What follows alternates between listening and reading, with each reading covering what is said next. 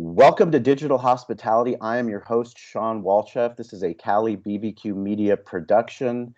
Today is April 16th, 2020. We will be releasing this episode on April 23rd, 2020, which is a very special day for sports fans, a very special day for myself, NFL fans. It is the 2020 COVID NFL Round 1. There's nobody better to have on the show this week than the great Lisa Ann, who is SiriusXM's fantasy football radio personality. She is also the GOAT of the adult entertainment business. She has also become a close friend of the restaurant. And part of what we talk about every week is digital hospitality is our thesis. We've been able to do some incredible things in business as a small business because of the growth of literally of the smartphone. Our ability to use social media, to use the internet, to get people to come and support our restaurant, to give back to our community, to interact with radio personalities, local media personalities, to talk about the charities that we're doing, has given us so many opportunities that we would have never thought possible for our small business. And in digital hospitality, every business needs to be digital, and nothing has been more evident than during this coronavirus crisis, where restaurants are closed, bars are closed, and the only ones that are open are doing to-go and delivery. The only way to get your message out is by having a strong website, by having a strong e-commerce platform where you're selling food through your website, where you're using media as well as social media to get the word out, to ask for help, to ask your community to support. So excited to have you on the podcast today. Lisa Ann, welcome to the show. Thank you so much for having me. And, Sean, I know of you because of how hard you work to keep yourself out there. What you've done is you've created, great customer service and a habit for people where they know they can guarantee. When social media first started, what you remember is some people jumped all in. And those of us who jumped all in were like, from the go, this has to be consistent. It can be very demanding because it has a 24-hour clock, right? But you establish your pattern, when you need to be working on things, when you need to be doing things. And then you have this other half that maybe sometimes they return your message, maybe sometimes they don't. I'm going to give you an example I have. I don't know if you know about the dry bar. The dry bar is where women go to get their hair blown out. And I will tell you, I cannot wait to go back to the dry bar. And I've been making it work myself, but I had a problem once, and I'm not a person that complains publicly, because what's the point of publicly shaming somebody that you've had a 2 to 3 year great relationship with? There's one oops, which you can't really, one oops, people had a bad day. I don't know what happened to this person on their way to work. I DM them. Within 5 minutes, I get a phone call on my cell phone. Wow. And it's because they get it. Now, that establishment started when we were already full swing, but yours didn't. And I'm fascinated by the fact that you had the mindset of like, I'm jumping on this because let's face it, it's cheaper than advertising. Even though you're spending money to create content, you're not deciding like, what paper do people read? What section of the papers should I be in? Do I want to limit myself to the sports page? Do I want to be in lifestyle? That's just maddening. And now you have this ability to get out there and have reach. And also you realize that you build this personal connection. And since we've been home in this self-quarantine life, I've been on my own since March 12th. For me, the NBA rocked my core because it changed my thought that younger, healthy people could be affected by this. And that was when I said, okay, it's time to take this really seriously.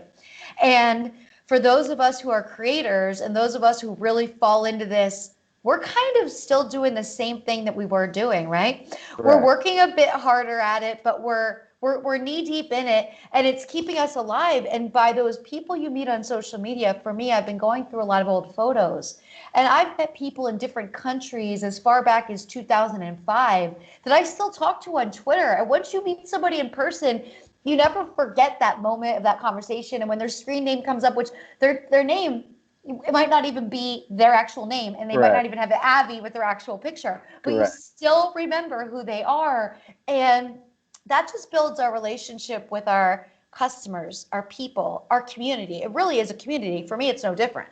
I joked the other day and said, me going strip club to strip club and sexpo to sexpo was like my grassroots campaign to build this community Yeah. that now I could reach out to and be involved, like with Dave and Jeff's podcast, then meeting you because you donated all that amazing food to their charity event for their 20-year anniversary, staying connected with you because I love everything you do. I love how active you are on social media. I enjoy seeing your posts. I love looking at what you've created in the takeout space, the drinks, The drinks been very which is popular. great. Yeah, I'm sure they are because, here, some days my liquor store is open and some days it isn't. I get it. It's a single owned, him and his son. So they're probably just saying, we'll just be open on Friday and Saturday. We'll close the rest of the week. It's not cost effective to be open. Nobody knows what's open. You've made this so fun. And they also have packaging that they're going to Yeah. repurpose. Yeah. And you're going to be on their mind. And it creates that craving. How did you get so savvy when it came to marketing? Did you go to school for it? I went to school for sociology. I love people. I'm just fascinated with people, how they are in groups. And I think, for us, it was a benefit that we opened in 2008 during the height of the economic recession. So we were already opening in a very tough location in San Diego that many of my friends who are very smart, very wealthy, location, location, location. This was not the location that they would have advised us to Okay. open in. So we weren't successful off the bat, and we had to figure out, fuck, I'm going to do anything possible to get people into this fucking restaurant. I'm going to Okay. put yellow page ad. I'm going to put a ad. I'm going to get on sports radio. You name it, we've done it. And Okay. that was literally 2008. The iPhone came out in 2007. So all these apps, Facebook, they created Facebook Business. Yelp started getting popular. Google Maps, all TripAdvisor, all these things were more things that a restaurant owner had to do, but we had to do it. I didn't give a shit which platform it was. I didn't Sure. because if somebody came in, that was a big deal for us. That Plus, helped you us. had the time to do it. If you would have started out booming Yes. in a better economy, you may not have formulated your system. How are we approaching this? How often do we need to update it? Like, it's just fascinating. It also becomes fun because I don't know about you, but through not knowing where everybody is, some of your customers that you haven't seen, just them engaging with you on social media gives you this, oh, I'm so glad they're okay. They're healthy. Everything's fine. Like, we have a connection to go through this standstill that we wouldn't have had many, many years ago. It's absolutely incredible. And you bring up, just the connection. And there are two types of people that went all in. And I had friends back then and they're like, why are you posting so much? I'm like, because I'm trying to keep our fucking restaurant open. Number one, but number two, that's just really who I am. It's my DNA. It's what I want to do. I share more things about my family than most people do, but we're a family business. And I want people to know that it's a family business. But back to your point, my grandfather, he grew up in a time where he was born in 1919. He came to the United States, became a medical doctor, but he would write a letter to his sister. It would take 6 months to get there. My wife Skypes for free or Vibers for free every single day. Yeah. Her father, her mom, her brother, all the people in the village, they get to watch. My daughter today took her first steps. Like we get, So exciting. it's so amazing that, Yeah. we can post that and then our friends can see that and it makes them happy. That's the, back to what's happening now. I mean, John Krasinski, Some Good News. I mean, how phenomenal is what he's doing on Brilliant. YouTube? Brilliant. Brilliant and great timing and also a great platform, right? He Yeah. knew that the younger users, I mean, I have young friends that only listen to music on YouTube. And I'm like, what do you mean? They're like, oh, I plug it in my car. And yeah, the music video is playing, but I'm not watching it. I'm like, oh my gosh, like they have this roundabout way that they kind of do everything. When I got into the adult business in the early 90s, of course, there was no internet. And I wanted to have a fan club because I wanted to be able to like market my feature bookings. And I remember going to my friends and saying, I'm buying a computer and I'm taking a class at Golden West College, a night class, Really to learn how to use print shop. Because amazing. I had this idea of what a newsletter should look like. And I wanted to do the heading. I wanted to have like one or two images. There'd be my tour dates. Like I had a vision from band flyers that I had seen, right? So here Awesome. I was, second Tuesday or first Tuesday of every month, I'd be printing them out. You'd have to go to Kinko's then. It Yep. wasn't it wasn't cheap. I mean, they were charging you Oh, a couple cents a expensive, very copy. Yeah. expensive for Then I sure. had to mail them, and if they were in different countries, I had to make sure the stamps were proper. And then I would get mail in return. It was money orders, so I had to take the money orders, to the Oh yeah. bank. Like I tell people today, like you don't understand when you've taken that many steps the internet is like, this is such a breeze. Sure, I can go on my Insta Live every day and just tell my fans I'm okay, make sure that they're okay, and make sure that, this is an interesting time and you're blessed to have a family, because I think families with children are going to benefit the most from this, because this is connection time you'd never get back. No one's ever going to hand us this much time where the world is less pressure, less other birthday parties to go to, less running around. We're all always over invited everywhere. We can't say no to anything. And now it's just you guys. Yes. And I'm seeing that with my friends who have kids who are starting to like bake more. Yes. Sew some masks for each other. I'm like, this is what I grew up doing in Pennsylvania. When it snowed for 6 months, we were in the house. I had my sewing machine. I was making my clothes for summer. My dad was raising our garden in the garage, which we turned into a little, like greenhouse, because he had Italian fig trees and all these plants that You had weren't supposed Italian to. fig trees, really? Yes, yes, We just yes. planted our first fig tree yesterday. It was amazing. Oh, It's and so so awesome. they're not supposed to be in a winter climate, right? I mean, Yep. when we would know it was getting cold out, my dad would go out there and wrap them with hemp, and he would wrap blankets around them at night. I mean, he took great care of them. So this is bringing us back to a place in time where there was that simplicity of all that mattered what was going on in the home unit, and the external was just extra. Yep. And we got caught up. And I think this is kind of a good take a breath for everybody, take a beat. It's a master reset. I've been connecting with my friends a lot more on the phone, on FaceTime, on Skype. And, we realized, like, why do we not do this regularly? Like, why are we not making this a part of our normal lives? I'm realizing that's what people are liking. And then there's the other side where I feel this divide. The same friends that resisted me teaching them Hootsuite and getting really into understanding social media Yes. are the same friends now that are watching the news every day, and they're angry, and they're posting angry things on social media, and they're kind of regurgitating the news in their own mindset. And I keep reaching out to them like, this is like a pointless, once you surrender, then you realize this is out of your control. There's nothing you can do about it. And you never want to project negativity on social media. You Yeah. want to be warm for your people. You're building a community, and communities break down when there's anger and hostility, and people don't know how to process that with you. They don't know how to help you through that. And it's been interesting to watch kind of the divide really happening.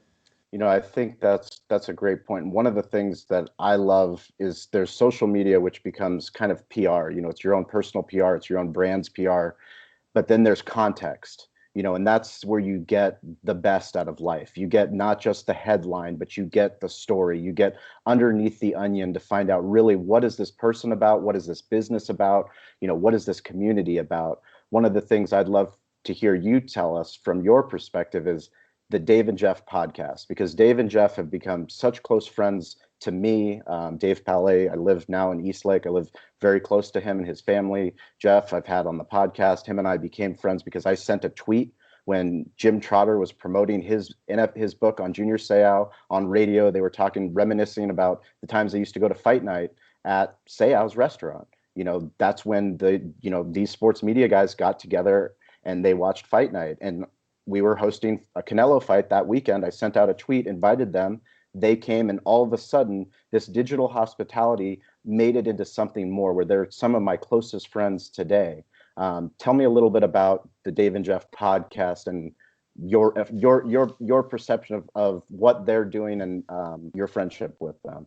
So I met Dave for the first time at Super Bowl 50. We were both working Radio Row, and at that time, I was still trying to plant my feet. I'll admit now, because I'm writing my second book and I'm really discovering what was going on in my mind. But when I was first making this transition into sports radio, I was fearful, not really sure how people feel about me. I don't know if people are going to judge me. I don't know what people want from me. I don't know if this is going to work. I don't know if I'm going to be accepted in this world. So I was living in that doubt time. We all go through doubt time, and it's kind of good because it's really humbling. So when I met Dave, he was just so genuinely nice. And I was like, oh my gosh, this guy isn't creepy. They're in California. I love San Diego. I go down there. I should probably keep in touch with him. Like, I should probably learn more about him. And then I went and looked them up. And then I started to listen. And, I love a good podcast with friends that have history. I Yeah. love the good sense of humor. It's lighthearted, but you still get the news. Okay, you still know what's going on in sports. And I was like, okay, we just stayed in touch. And then when he asked me to be on the podcast, I realized their approach towards interviewing me really humanized me to a lot of people in your area who listen, where they're like, you know what? I'm putting my judgments aside, and she's a cool chick, and good for her. She's working hard. Oh, she's a self-made girl, and I started to get this like flood of constant kindness on social media. And these people were people that like I wanted to follow and I wanted to engage with, and they never were off-putting. Nobody was ever inappropriate. Everybody was just really supportive of my new life and this and that. So we just got closer and closer, and going down to that anniversary party really brought it full circle to me because I got to meet so many people in person. And I don't know if you remember, but I was taking pictures with my I camera as well. absolutely. I mean, we catered the event, and I absolutely remember it. It was, I And mean, I it was amazing. It was amazing what they did as a podcast to, raise that money to bring you in, to become, to bring you into our San Diego sports community. And what was even more amazing was you as a person, because somebody that's as famous as you are, that have reached the levels, you don't know what you're going to get. And you blew all of us away because you cared about every person you talked to. You were so genuine. You were trying so hard to raise as much money as you could. I mean, all of my team, I had Lee, my security there. I had JC. I had Corey, who was running our social at the time, Steven doing the catering. Everyone was just so blown away at how amazing of a person you were. Well, you love people. I love Yes. people. So, of course, me being in the business kind of created this love hate with people where there'd be like this kind of people coming at me, but yet my friends laugh because I still love people so much. I'm always in search of. And I found that doing charity events was like the perfect neutralizer for me because who could be crappy to me when I'm doing a charity Right? event, right? And Yeah. I started traveling around and doing it. And Dave and Jeff picked up on this. They're like, oh, you're hosting all these charity golf events. I'm like, yeah, it's a great way for me to meet people in the same areas where one day I would have been dancing at those clubs, but now I'm just meeting Yeah. them on the course. I'm riding the cart around, delivering beers. Like I'm that girl. I get to be normal with everybody else. So for me, it's just as valuable. And nothing I ever did changed how I interact with good people. And it shouldn't. No matter how famous you become, if you meet good people, you sense it, you feel it. Your internal compass is like warm. And you're like, okay. And I just wanted to walk table to table. And my friends also know that I like to go to things alone. I don't love to bring Yeah. friends because I like to walk around and talk to everybody. When you're alone, everybody talks to you because there's nobody there that they feel like they're interrupting. So that event, I just walked table to table. I met people. I took great photos of them. I followed them on social media. I sent them the photos. That was a fun after party project Yeah. for me the next day. And I loved that. All of it was just fantastic. I mean, that those are the things where you're making an impression. And one of the things we talk about every week on the podcast is what you can do as one person, as one small business, as a brand. There's so many opportunities in 2020, and COVID-19 has exposed us to a whole new world of understanding. I mean, I think a lot of what happens is businesses fear that they don't understand the technology, or they don't have the team in place to post on Twitter, or they don't know what to do with a Skype call. Listen, none of us know what to do. Nobody knew what to do when we first started. You didn't know how to ride a bicycle, and you started to Nope. ride the bicycle. But Nope. it's important that you have to be on the bicycle. And I think, looking at this Amazon Prime world that we're living in, it's really started to expose a lot of people that are at home, that are very successful, that own very successful companies, starting to see, well, why is my brand not on Instagram? Why is my brand not on, why don't we have a voice on Twitter? Why are we not on LinkedIn? Why is my entire roster of my team not posting content that's our own content, not corporate content, but our own content, our own voice? Because that's what people want. Yeah, they They want to want, know you. correct. So This is, how do you, it's like the dating app of life, social media, yes. right? You might not be hooking up with these people, but you want to see what it's like when that person is out and about, what they like to do on their free time. Is it they like to ride a bike? Do they have dogs? Like all of this stuff builds more connections where you never forget that person. So let's get back to Sirius Radio and your hesitation of getting into a space that is a male dominated space, but a space that you love. You grew up loving sports. How did your love of sports propel you to know that this is the move that I want to make? I want to move from LA. I want to get to New York, and this is my next career. So in 2013, I was introduced through a Sirius XM show I was doing on Playboy Radio. The short of it is I was introduced to my boss now, who was in New York. And Farrell said to me, hey, Matt Deutsch had a fantasy football show that was 3 Playboy Playmates. The show is no longer, and I know he's looking for a female voice. Do you know fantasy sports? I'm like, I don't, but I can learn. I know sports. I can figure this out. So that week I flew to New York. I met with him. And for 3 years, my first 3 years, I had a small studio apartment in New York City, and I still had my house in LA. And what I would do is I would do my dance gigs on the weekends, Thursday, Friday, Saturday, fly to New York on Sunday, do my show Monday. And then Tuesday morning, 6 a.m., I'd fly back to LA to shoot like Tuesday and Wednesday. So I was like, I just grinded it out my last. But the reason I wanted to have a place here is I didn't want any doubt to be filled in anyone's mind. I know what I'm up against. I know my peers. I've seen there's, some of the people in my business don't give me the best reputation just because maybe some of the things that they do. So I know I'm unique, and I needed to have face-to-face with my bosses, and I needed to go into the studio, and I needed to be present, and I needed to be willing to learn. And by being so close to the studio in the city, I was able to just reach out to every host, whether I was going to sit in and listen on their show, whether I was going to be a free guest. I did so much guest work because that taught me cadence, how when I know a host is going to get ready to go to a break, how I know to throw to a tease, like what I'm going to do. So I just took it as school time. And then after that 3rd year, I moved back to LA full time, and I got the equipment, the Comrex device, to do my shows from home, because no one wants to drive in LA. The traffic is just horrendous. Sure. You're never, it's too stressful. So I was doing my shows from home, and then about every 2 months I would come to New York to touch base with everybody. But it was around the trip that I took to Italy right before the event where I met you. I was in Italy for a month, and that was like a gap month in my life to really make a plan and say, where do you want to be and when? And I knew by 2020, I wanted to fully commit to radio. I wanted to move back to New York full time. I wanted to let my bosses know that anything they needed, I was game. I would take classes. I would do whatever they wanted. And since I've been back, I got here mid-December, got settled in my apartment. Since I've been back, amazing things have happened. The Morning Men show on Mad Dog Sports Radio, we're taking off for a week, and they asked if I would replace them for a week. Wow. So that was 6 a.m. to 10 a.m. slot, like a real fun morning show that I did a ton of appearances on. I know their audience. I know their tweeters. I know all their followers. I've been to their events. So I felt like I'm talking to people I already know. I'm not nervous, but this is going to be 6 a.m. You go to bed at 8. Yeah. I would get up at 3. I'd watch the night games from LA at 3 in the morning while I drank my coffee in bed, walk to the studio in the dark, get in there at 5:30, do some social media, let everybody know I was in the studio. You have this rhythm. And I realized and then after every show, I would get to go up and talk to my bosses. They would give me notes, things that I need to work on.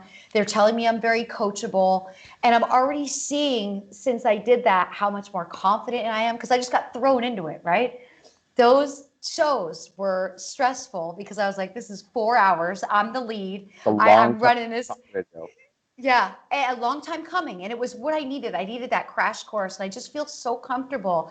I'm on camera enough, but I like being on radio more. I use my camera time for social media and for whatever clips they want, but I don't want to chase a TV sports career. I'm past that. I'll be 48 in May, and I enjoy the fact that I'm not stressing anymore about what I look like. You get a little bit older, you start looking at younger photos, you're on camera, people are always telling you, maybe you need to lose weight, maybe you need to change your hair.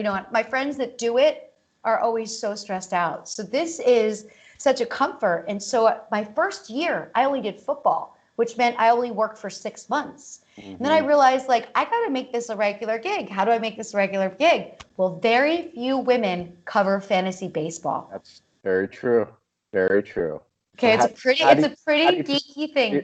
How do you throw yourself into that? So I had to study baseball first, because though I'd been to stadiums in my travels to just check out stadiums, I didn't really understand the game. I didn't understand what all was happening when it looks like the game is so still. The pitcher and the catcher are communicating, the shit that's going down in the dugout. There's a lot of people silently talking, sign stealing, all of this, right? Which we now know about. And so I studied it. My co-host goes to a lot of Mets games. He started taking me to games. I just did tons of mock drafts, Of course, my first season, I get thrown into like a 15-team roto league. Like I said to my boss, like, this is the worst thing you could, can I just be in a 12-team head-to-head, which I hear are fun. So I made it through that 15-teamer the next year, but I didn't do well. I was like second to last place. The next year, he put me in a 14-team roto. I finished in second place, and I told him, I'm done with the roto now. I'm going to set up leagues for my shows. They're going to be fun. They're going to be 12-team. They're going to be head-to-head. So I still play. So I learned, like, this is where I'm comfortable. I really like doing it. I bring value because a lot of the sports people, especially in fantasy sports, aren't as great on social media, right? Aren't as into it. Well, I mean, I think that's one of the most refreshing things for me is seeing somebody with your experience, understanding that back to us as a small business, nobody's going to promote ourselves. And when you're a media company, you think that just because you're distributing it, that people are going to know that it's there. But there's all these different platforms where different people are interacting, different than Facebook's different than the Instagram user is different than the Facebook user. But if you're not there, it's not that they don't know that your show's on. It's just as a reminder. It keeps it top of mind. You're repurposing content, and they understand that, oh my God, yeah, that's where I'm going to go. Like, that's the sponsor. That's the show that I want to go and listen to that. That's the world that we live in.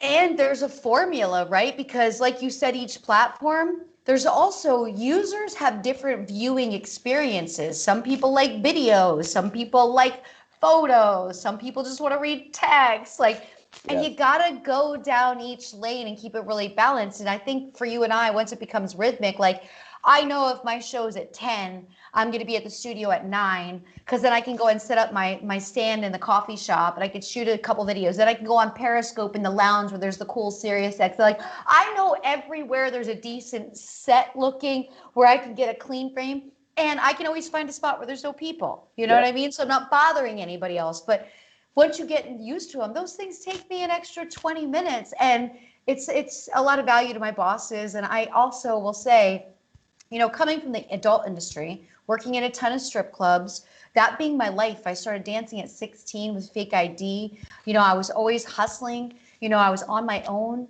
Now I'm working for people that I genuinely like. You Um, go.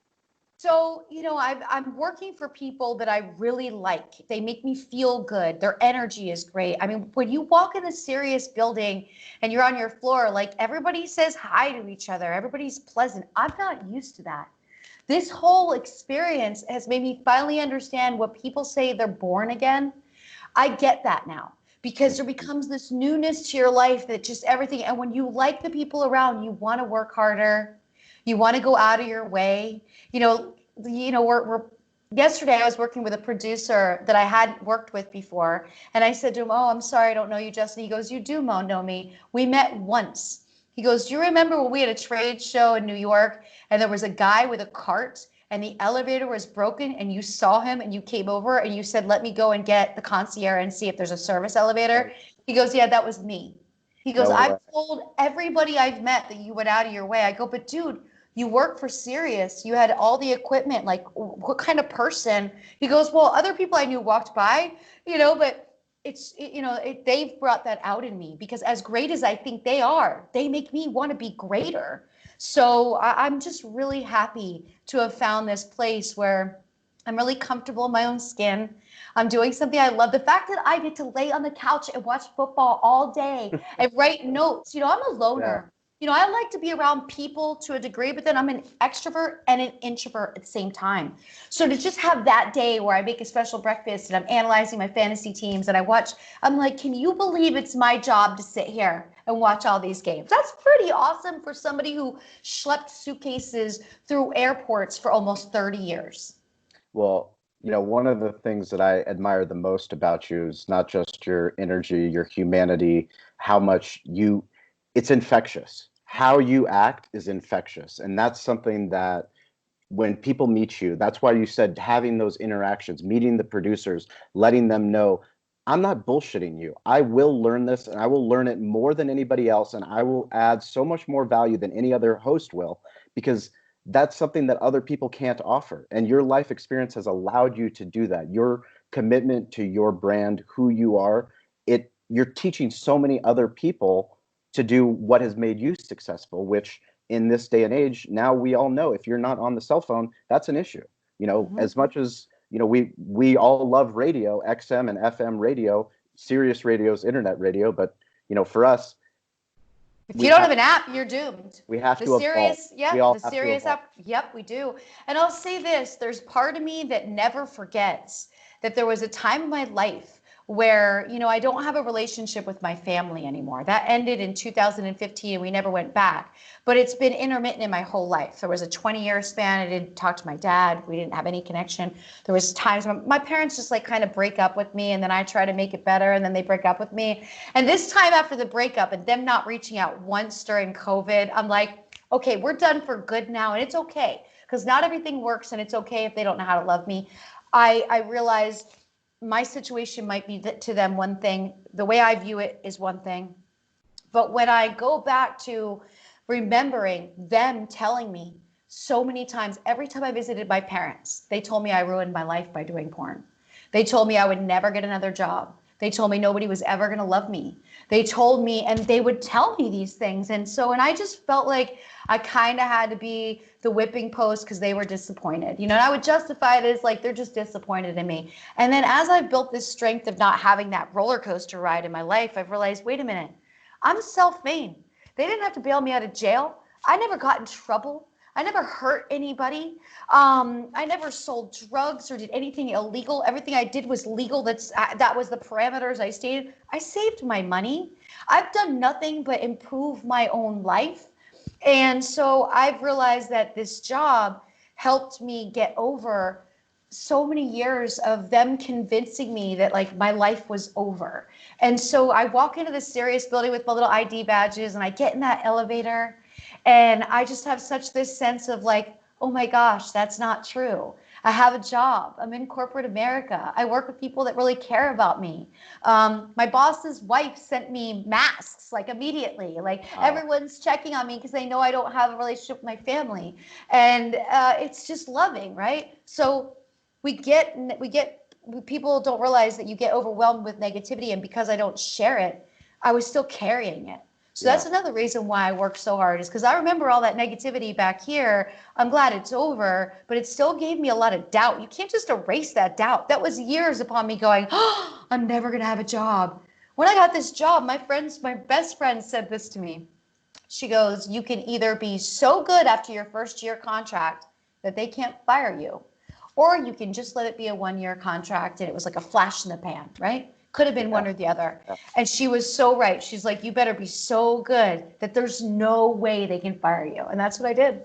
That's so awesome. I mean, it's something that it just speaks volumes that you're willing to commit. And, having played fantasy football since, God, it had to have been, I think, me and my best friends from high school, we've been in a league since 2006, and it's something that it's a virtual experience. Yes, we do a live draft, but it's a virtual experience that, especially now in 2020, it's allowed us to develop a deeper relationship with each other, because that's literally the thing that connects us every single year, no matter what. Yeah. I know I'm going to see them at the draft, and I know we're going to interact every single week. Yeah, I'm going to smack talk all day on Sunday in the app. All my Yahoo leagues, I love the chat. Are you kidding me? It's the best. Your player gets injured, I'm sending so many smack talk posts to you about our matchup.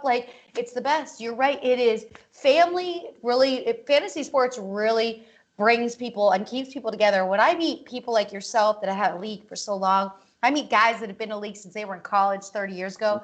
That is actually their reunion. Yeah. And then that gives them 3-4 months to just stay close. So then we disconnect. Summer happens. They're out with their kids.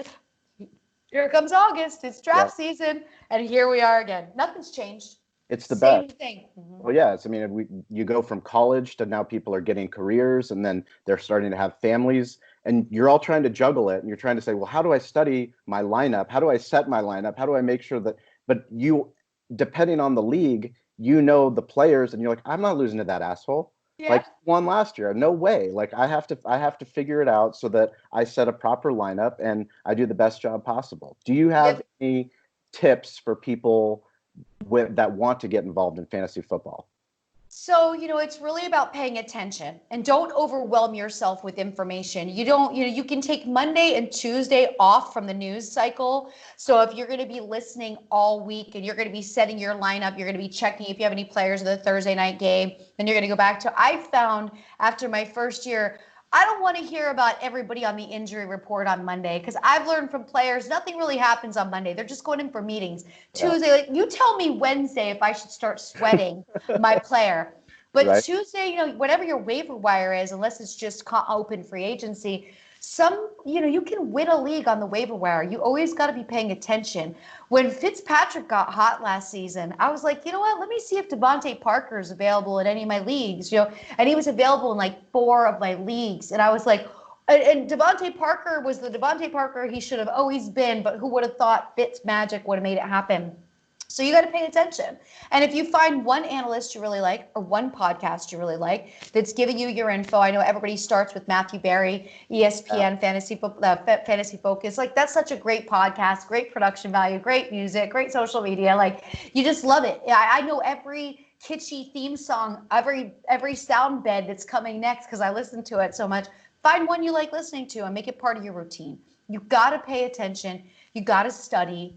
And, sometimes you got to go with your gut. Like I'm Saturday also, it's like right now, I don't know if you know, but I'm doing influencer work with Bovada. And one of the things I've been able to bet on is the weather. Oh, really? And it's funny because I know that right now it's easier to bet the under because there's less man-made heat in most cities because there's less traffic, there's less people out, right? So I'm like all into this. Saturdays, I start to obsess on the weather for football. And I realize I can get too in my own head because I'll look up like quarterbacks and be like, how does he play in the rain? Okay, let me go up and look up. And then I realize like 6 hours later, I'm still studying and I'm like, oh, this is too much. You know what I mean? Just go by the little image on Yahoo. It's going to tell you. But I get to that deep. And that's when I know, like, I didn't really want to play the Rams or the Chargers those bad stadiums. Yep. I was like, I just felt like I think that really hurt Phillip Rivers. Yes, he's getting older, but I think we're going to see him come back down to being the quarterback that he's been, more consistent. He'll be a great value in fantasy because everybody's going to write him off, but he's playing in front of a better line than he had in the Los Angeles Chargers. But you look at those 2 stadiums. I went to the Coliseum for a game. I was like, oh my gosh. Yeah. And it's not even designed properly. When the sun starts to set, you got winter, the sun started to set. You got sun in the player's eyes, like, I'm out. So I analyze those things as well. It seems obsessive, but these things all play a factor in fantasy football. Absolutely. Do you think it's more important do you win the league on draft day, or do you win the league by running the waiver wire and understanding how to set a proper lineup? A good combination of both, but I really think draft day is a blueprint. Okay, it's really a blueprint because we have injuries. We have things that happen. You may have taken Saquon Barkley and then he got injured and you're like, oh no, I was counting on everything. So if you get too stuck on draft day, you fall apart when things start to shift. Setting a good lineup is, of course, incredibly important. But what we tend to do is we look at the projected scoring from all of the sites that we use. And that kind of sometimes that this running back that says he's only going to get 6.10 points. And you're playing, you're going to play the Drake instead, and he's going to get outscored. So setting a good lineup is important, not over tinkering.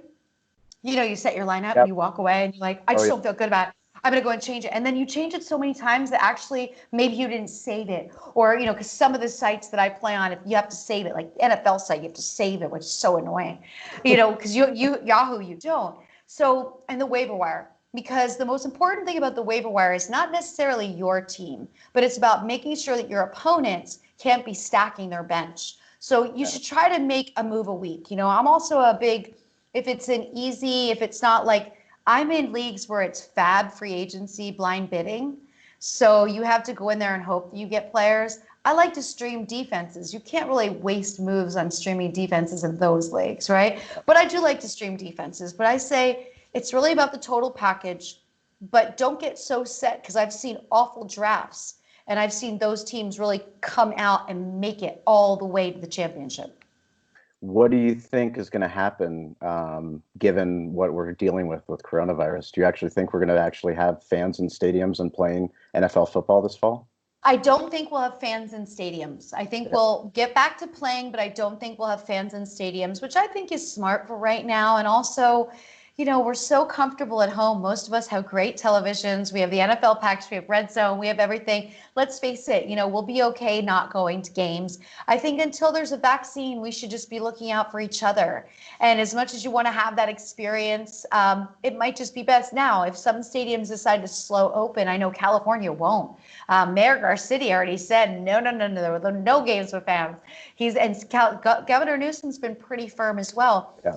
But are we going to sit distantly apart? How are we going to operate this? The vendors come in contact with so many people. It's really about that exposure, but we just need to have games. Yeah. Like, really, to me, it's like, I'm not even hung up on the fans thing. Like, you could just put a million, you saw in, where is it, in Taiwan, where they're using robots and mannequins at the baseball games? Yeah, I saw that. It was kind of free, it was kind of creepy. Where do they store those things? I was so creeped out.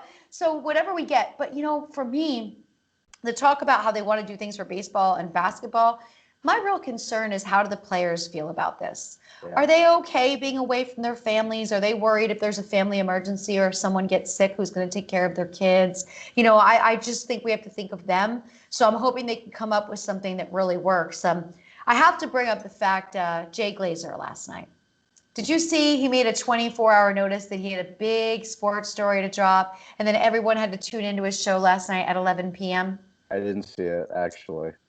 So everyone's on the hook all day. We're, as sports fans, in our minds, somebody's talking about there's going to be an Odell trade. Like, we're all over the charts. He was announcing that a Rams player has tested positive twice. Oh, come on. He's fully recovered now. And I just thought that was the most low-hanging fruit in the absolute world. It was a bloodbath on Twitter. I did the smart thing. I unfollowed him for now, and I didn't comment because I was like furious, because to me, that derails the potential of sports coming back.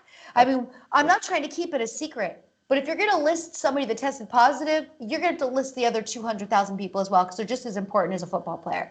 Everyone's losing family members and not being able to be with them at the end of it, not being able to have a service, all of these things. And that was what he announced. And I was like, to me, I went to bed thinking, does this hurt our outcome of games now? Like, even more, like, you just shot us in the face as sports fans. You put out bad news. Like, we don't need bad news right now.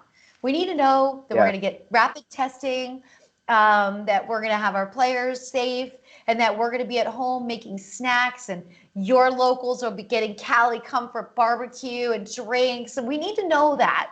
Yeah. I mean, I don't think baseball can start before August. Basketball is just such a close, confined sport for the athletes themselves. And I think it showed itself by them being the first to contract the virus. Yeah. Tell me a little bit about your relationship with Howard Stern. So when I was 18 years old, I was working at some strip clubs, about Philadelphia, North Jersey. And at that time, Howard had a show on W.O.R.TV. That's where the Howard Stern show was.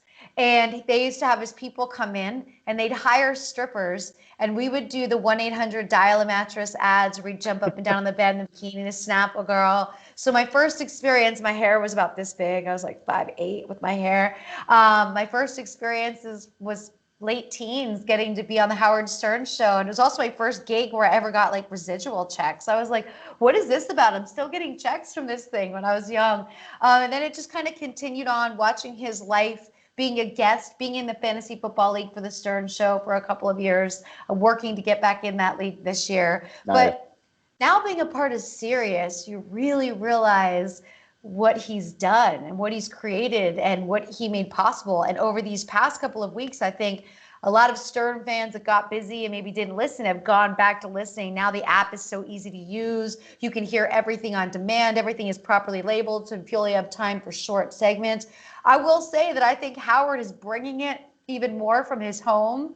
And I wonder if he's ever going to want to come into studio again. Why does he need to? It's a good question. I mean, his interview with Tom Brady, his interview with Governor Cuomo, I mean, it's must-listen radio, which he's been doing for such a long time. But his craft and the way that he treats the media and radio specifically, I mean, he did such a great job in his most recent book explaining how he started to treat guests, giving them the humanity that they deserve. And it wasn't just slapstick radio. And I mean, it's such a powerful book because he intellectually goes through what he was thinking then and how he thinks now. And then he gives you the interview, which, I mean, for me, being a fan of talk radio, being a fan of Stern, it's something that's so powerful. What have you been doing? I haven't read his new book yet, so thanks for letting me know. I'll download it today. Oh, it's amazing. Okay. You will it's absolutely phenomenal. Tell me what you're doing now with your second book, as opposed to what you wanted to do with your first book. So right now, my entire dining room table is covered with the printed chapters, and I feel that I have the body of the stories that I want to tell, how I've gotten to this place, and now I'm really shaping those stories. And what I've been doing is I've been really enjoying Masterclasses. They ran this unlimited classes for 180 for the year, and so I've been taking all the creative writing classes, like, you know, all your favorite authors teaching you how to be a better writer. So now I'm really shaping it to make it palatable, because what I realized is, unless you're a person like a Howard Stern and someone's going to sit with a big book, for me it was Michelle Obama. She put that big book out and I was like, I'm not intimidated. I love Michelle Obama. I'm going to read this. Oprah could put out a book this big and I'd read the whole thing. But the younger generation wants something quicker. They want something more fun. You got to wrap up these stories. The best book I ever read that did that was Tina Fey. Her book, Bossy Pants, I read it one flight, coast to coast, LA to New York. And you closed it and said, if she wrote another one tomorrow, I'd read it. That's kind of what I want the feel for this one to be. It's really about the evolution of, in these past 5 years, since 2015, when I released my first book, The Life, these past 5 years, I've changed and evolved and grown and learned more about myself than all of the years before. How is that even possible? But it took this time. And so really about all of that, you know, I wrote really detailed the last time I saw my family, and I wanted to kind of tighten up that chapter first because it's a little bit sad, you know, and but I was writing as I was going through experiences. After I wrote my first book, I started really journaling, and I went back into those journal entries and I'm like, oh my gosh, I'm so glad I wrote this, because there's so much detail to the day and to where we were, and like everything from the temperature that I feel like I'm there. That's amazing. And so, yeah. So, you know, I just want to get over that hump, because that's really the start of like really being broken down to nothing. And then that real rebuild, and then really finding yourself, and then just being like, oh, wow, okay, this is great now. Okay, this can happen. And it's transformation, you know, and it's just, and anyone can transform, and it's not easy. And you have to want to just keep sticking to it. It's easy to fall back into habit or something simple, but the battle is worth fighting. How do you focus on mindset? How do you put yourself in, how do you find your center every single day? Working out, you know, taking that hour to myself where I just listen to music. I don't listen to a lot of music as much as I'd like to. I have been more now since there's no sports, but I'm sure you're kind of the same. Like, I can listen to talk radio all day. All the time. So the only time I listen to music is when I'm working out. So it's kind of like my time with music. And I feel like if you're really focused on working out, it's very similar to meditating. Your phone's away, you're just counting and you're breathing, and you're really focused on your breathing, and doing that for that 1 hour a day and just feeling a little bit more of those endorphins come through me really helps me. I'm pretty routine with, you know, liking to be starting to unwind, to go to bed by 10 o'clock. Starting to walk away from my devices for sure, either a book or something simple like The Office to just watch to fall asleep to, but making sure that like I'm turning everything off and I'm getting in a shower and putting on, like telling yourself you're winding down and not going back. I haven't watched the news for 2.5 weeks because the news just really devastated me. How this is an awful situation. You can read the numbers online. You can follow your favorite scientists, doctors, and reporters. You can read what you need to read. But the way this was sensationalized, and the 2.5 week part was when they started showing the freezer trucks here in New York City. And the reporters were doing a story, and there's dead people with sheets wrapped over them getting stacked in these freezer trucks. And I was just like, I can't look at this. How could you show this to us? It's so heavy. And that's going to push me out of my mindset, because now I'm going to think about all of their families. And do they know yet? And how are they labeling them properly? And is everything going to be okay? And like it's awful, but I'm going to follow the rules. I know what to do and what not to do. So I think knowing your limits is really important for staying in a positive mindset. I don't watch graphic television. I don't watch, like, I can't do Ozark. Like, I just, it's not where I want to go when I want to relax. I'll watch anything Reese Witherspoon's in. I'll watch a lot of rom-coms, a lot of simple TV, 30 Rock. I love Tina Fey, anything with Tina Fey in it. That's where I want to go. That keeps me where I need to be. You just got to know yourself and you got to know your limits. And I know my limits. And when things get negative, even a little bit with sports TV right now, like sports radio can be fun, but even sports TV, don't keep analyzing baseball with no fans and complaining and, like, create some content. I know you're limited right now, but let's do history on athletes. Let's do something. I think we could be knowing more about the draft, this upcoming draft class. They could be doing a 30-minute special on each kid and all the tape he's put together over time. I'd be watching that. Yeah. But instead they're going to the clickbait, so I just know my limits and it helps me stay in the mindset. And I'm not afraid to say, they'll take a nap for 20 minutes if I'm a little bit tired midday and I have the freedom to do that. I just like to be at my own pace. That's phenomenal. What when can we expect the book, and are you self-publishing the second book? I think I might, because I was going to go through a publisher, and now my fear is that everyone's book that was going to get published is now on hold, and now they're going to be in front of mine, and they'll make you wait a year or 2 years. I like the fact that it takes me less time to put it out. I like the fact that I have control over the books. They're in North Dakota somewhere in a warehouse. When I need them, I get them to me. Amazon buys directly from the warehouse from me. It's simple. It's just real simple. And I have my finger on the pulse of it. I'm hoping to have it out by the end of this year. We'll see how things go with printing. We'll see how behind companies are. But I will have the writing done by this shutdown end. And also I'm starting to work with an editor. So then I start reading, and we're just reading side by side right now, computer by computer, chapter by chapter out loud. I'm at the recording stage. I'll record a chapter, and then I'll go walk around the city and listen to it. And then I'll come back and write notes like that didn't tell the story well, or that didn't sound smooth, because I want to figure what it's going to sound like in somebody's head when they're reading it. So I've already taken up enough of your time, but before you go, I wanted to, first of all, get a plug for Bovada, because we have a lot of sports fans that have been gambling that I know of since high school. So whether it was legal or not legal, I'm not going to throw them under the bus, but I know they would love an incredible site. And can you tell us a little bit about your relationship with them? So yeah, it's been so much fun. I was so fortunate to be able to go to shoot some content for Bovada at the Super Bowl this year. Going to the Super Bowl was an incredible experience. You can go to the site and use my promo code. They will match up to $1,000. That's at Bovada, and my code is BVLisa1000. And you can hear me 3 days a week on Sirius XM. Monday nights is Lisa Ann Does Fantasy at 10 p.m.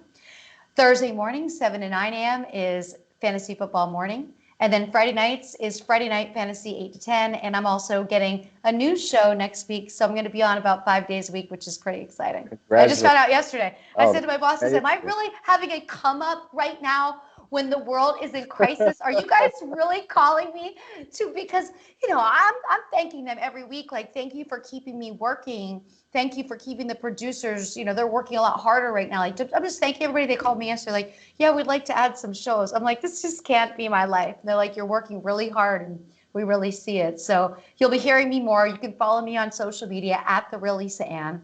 And I love you. And as soon as we could travel again, like, listen, I'm not really looking to I realized, like, I don't want to go and host events at strip clubs anymore.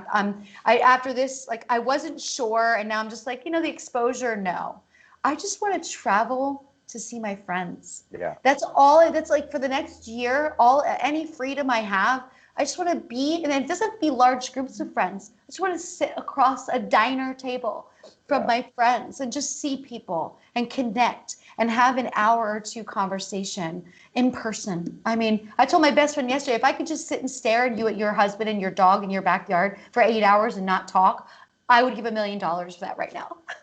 Well, I miss them so much. It is such an honor. It's such a privilege. You didn't mention The Life, which is your first book, which is absolutely phenomenal. You get to learn about how you worked with Larry Flint, how you battled all the battles that how you became an entrepreneur, or you worked at Karma Spa, you dealt with actually trying to run an agency, you got to be in an Eminem video. I mean, you've lived Yeah. such an incredible the life. I mean, it's aptly named book and so phenomenal. We're so grateful that you've helped us with the charities down here with the Dave and Jeff Of podcast. course. Grateful Always. that you've helped our restaurant by buying gift cards. That means the Yeah. world to us. Our family is so grateful, and I know our listeners are going to absolutely love this episode and love keeping on following you. So, And by the way, it's routine now. We have to give a shout out to Penelope. yes, Baby Penelope, who is baby. now a baller already. I love baby Penelope. She gets a shout out every time. I love the name. And they were having the baby during this crisis, and I was so worried about them. And I only met him once. I met him at the charity event. And when I found out he was going to be, his wife was going to be going to the hospital, I was like, oh my gosh, I'm so worried. So, such a relief that Oh, Penelope is the really, gift that comes out of this for all of this. that's the best. Lisa Ann, thank you so much for your time. You're amazing. We Thanks. appreciate it.